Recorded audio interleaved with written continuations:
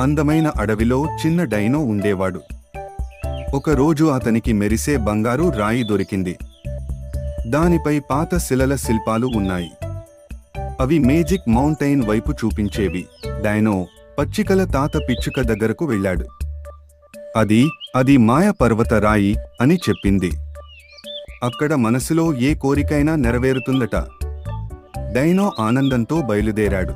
Dino మెరిసే నది దగ్గరికి వచ్చాడు. ఎలుగుబంటి ఆకులపై అడుగులేసి దాటి వెళ్ళాడు.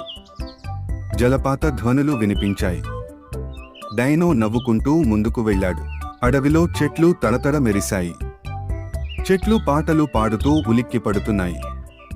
డైనో కూడా పాటల్లో నాట్యం చేశాడు. చెట్లు మార్గాన్ని చూపించాయి. ఒక పెద్ద రాయి, నాకు పేరు రాకీ అంది. అది స్నేహపూర్వకంగా డైనోకు దారి ఇచ్చింది. డైనో రాయి స్నేహితుడిని చేసుకున్నాడు. ఆకలి తీర్చుకుని ముందుకు వెళ్ళాడు. రాత్రి పడిపోయింది. తడతడ మెరిసే పల్లకీలు వచ్చాయి. అవి డైనో చుట్టూ గాల్లో తిరిగాయి. అవి మార్గాన్ని చూపించాయి. డైనో వాటిని స్నేహితులు అని పిలిచాడు. చెత్త మట్టిలో ఒక పెద్ద పాదముద్ర కనిపించింది. డైనో ఆశ్చర్యపోయాడు. అది ఎవరిదో కనుగొనాలని నిర్ణయించాడు.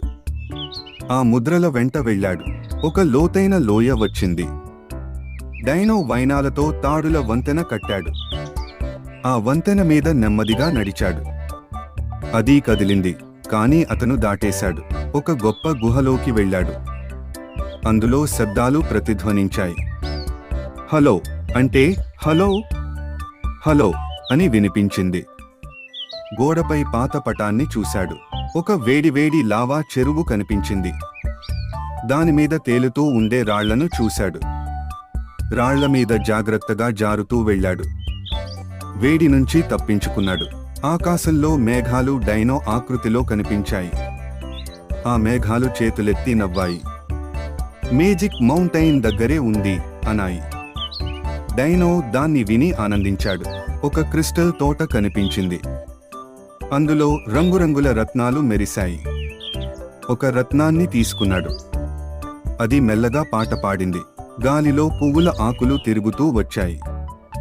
గాలి పాటలా వినిపించింది. డైనో పరుగులు తీస్తూ ఆ గాలిలో ఆడాడు.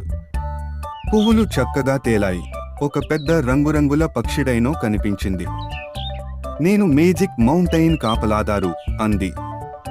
డైనో రాయిని చూపించాడు. అది నవ్వి దారి ఇచ్చింది. డైనో పర్వతాన్ని ఎక్కడం ప్రారంభించాడు. చెక్కు రాళ్లను పట్టుకుంటూ పైకి వెళ్ళాడు. అతనికి అలసట అయినా ఆగలేదు. ఎట్టకేలకు పైకి చేరాడు.